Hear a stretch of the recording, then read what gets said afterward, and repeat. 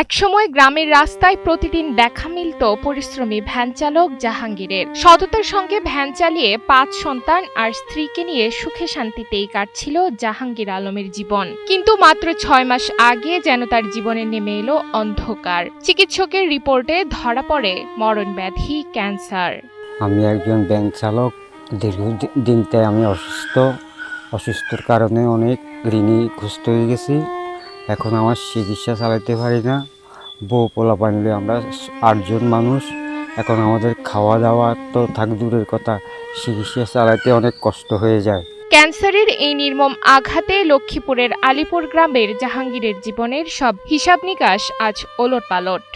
গত ৬ মাসে চিকিৎসার পেছনে জমানোর টাকা যা ছিল সবই শেষ হয়ে গেছে। এখন ধার দেনা আর ঋণের বোঝা এতটাই ভারী যে প্রয়োজনীয় ওষুধ ও নিয়মিত চিকিৎসা চালানোই তার জন্য অসম্ভব হয়ে পড়েছে। এখন এই অনেক টাকা আমি দেনা হয়ে গেছি, এখন আর চালাতে পারতেছি না। তাই আপনাকে কিছু সহযোগিতা আমি কামনা করি। আজকে আমরা রোগ ধরা পড়ছে আজকে ৬ মাস।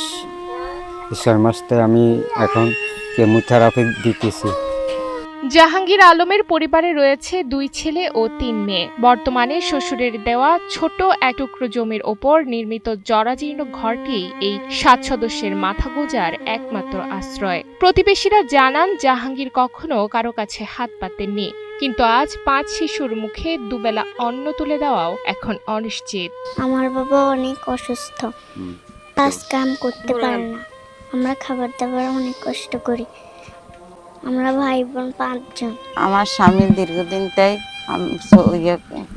ভ্যান চালাইতো, এসব ফলাফাইলে আমি খাইছি। আমার সংসারও যা আনছে আমি তা খাইছি।